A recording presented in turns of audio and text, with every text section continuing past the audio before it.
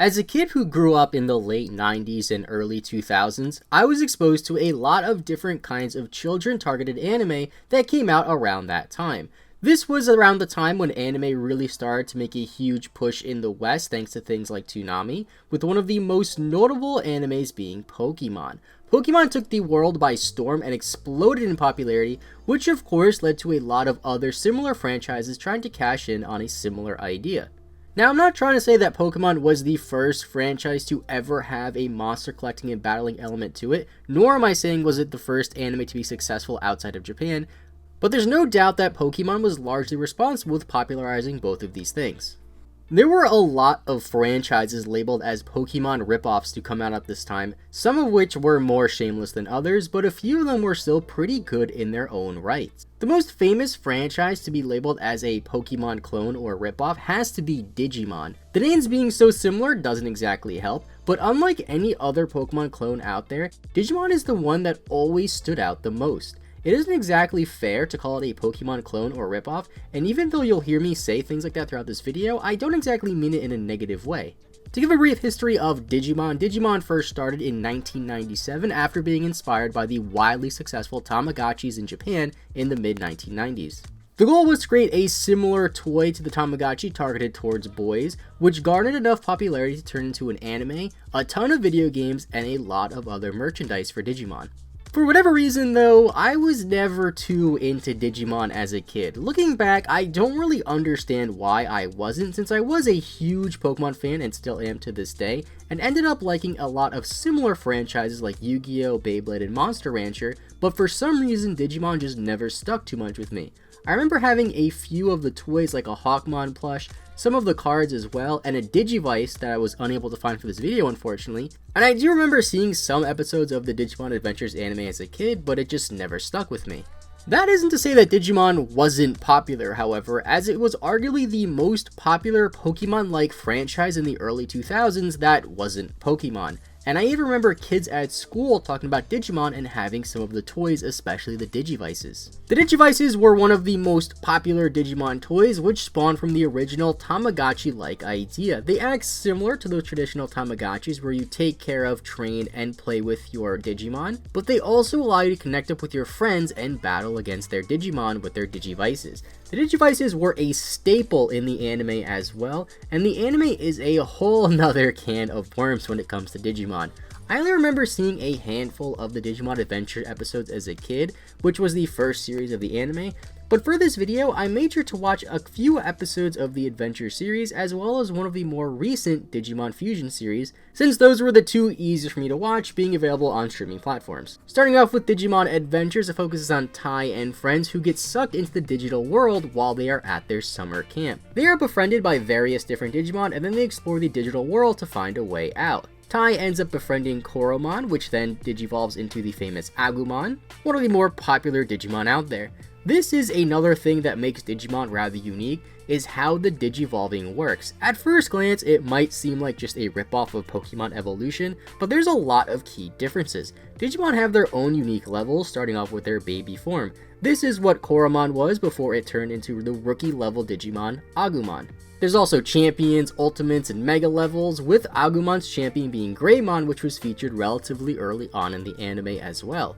Some of these Digimon evolutions are temporary as well, since Greymon was able to turn back into Agumon in the first episode that it appeared in. This adds a lot of diversity to Digimon as well, and there are currently over 1,300 Digimon, partly due to all of these different Digimon evolutions. Throughout this series, we see other types of digivolving from other members as well, and the rest of the Adventures cast.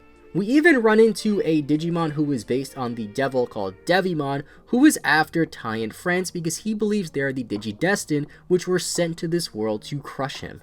The thing I really like about the Digimon Adventures series is they really make an effort to focus on the relationships between the Digimon and the people, which is made a lot easier by the fact that the Digimon were able to talk to their humans. This gives Digimon a more unique feel over something like Pokemon to me, and makes the anime feel more like a story rather than a commercial. I only watched about 10 episodes of the Digimon Adventure anime as of recording this video, but I definitely do plan on watching it because I'm actually genuinely curious to see how this ends. This is further amplified in the new Digimon movie trailer, which focuses on an older Tai with his partner Digimon Agumon. In the trailer, Agumon asks Tai if they will still be together once Tai grows older, to which Tai responds saying that they will always be together. The movie is called Digimon Adventure Last Evolution Kizuna, and even though I didn't exactly grow up with Digimon, I was still able to feel that emotion and nostalgia that I'm sure a lot of the hardcore Digimon fans have felt.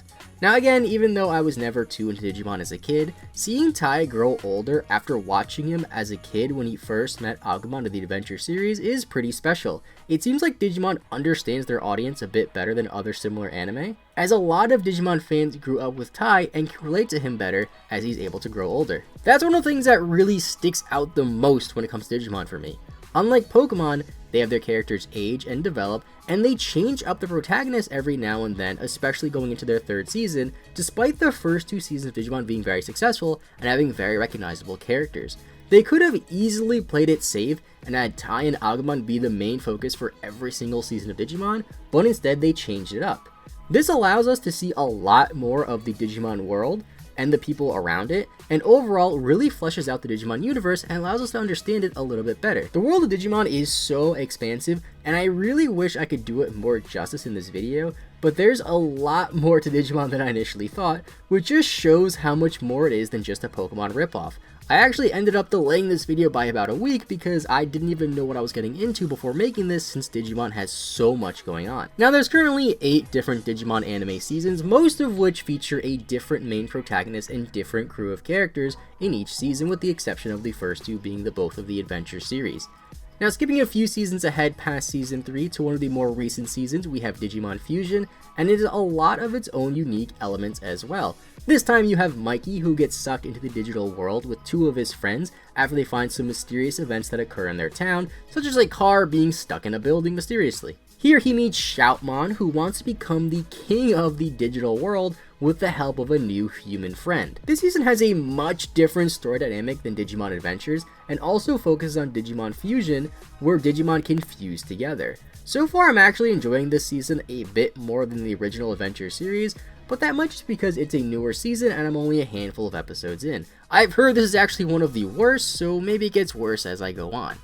And even though I haven't seen much of the Digimon anime in its entirety, personally I think it's one of the better monster fighting / monster collecting types children focused anime out there, if that makes sense. I've recently tried watching other anime like the new Beyblade seasons and newer seasons of Pokemon or Yu-Gi-Oh, but I just couldn't get into them as much as I was able to as a kid.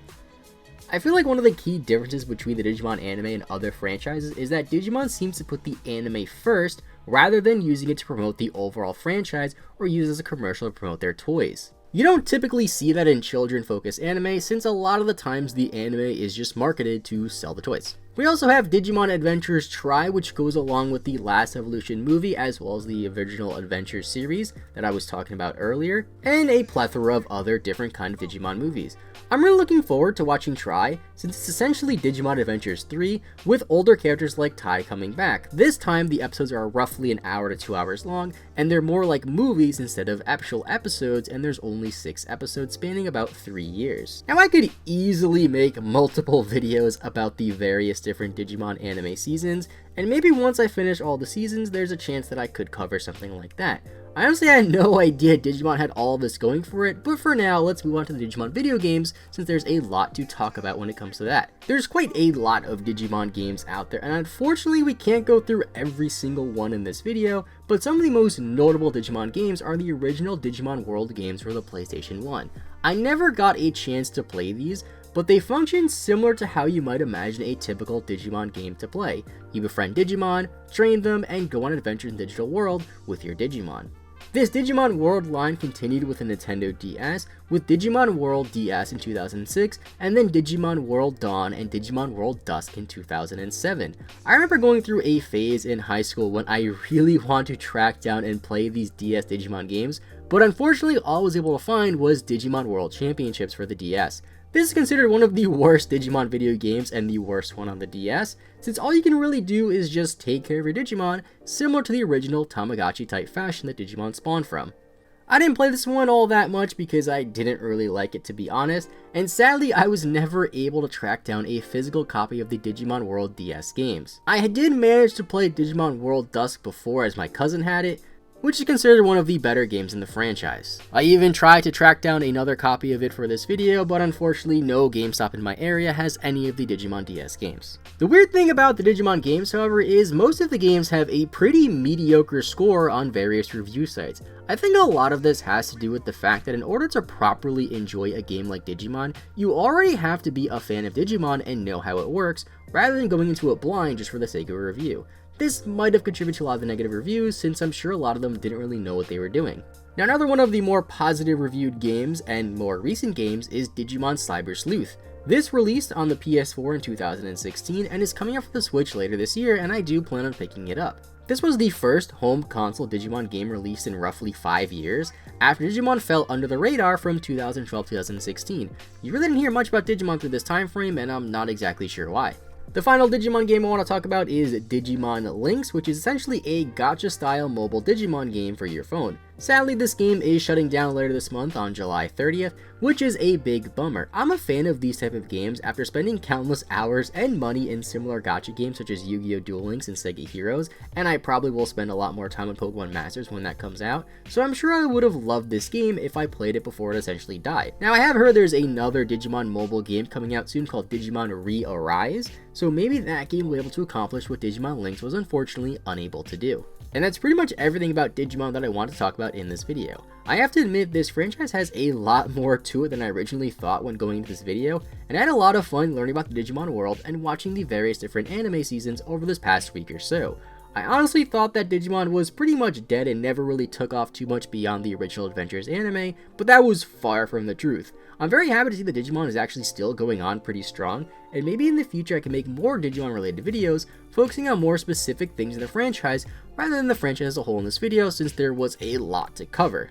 There's even a few other Digimon games currently in development, as well as a brand new movie coming out and some other anime episodes, so if you're like me and never got too much into Digimon in the past, there's still some things to look forward in the Digimon world, so it's better late than never to become a Digimon fan.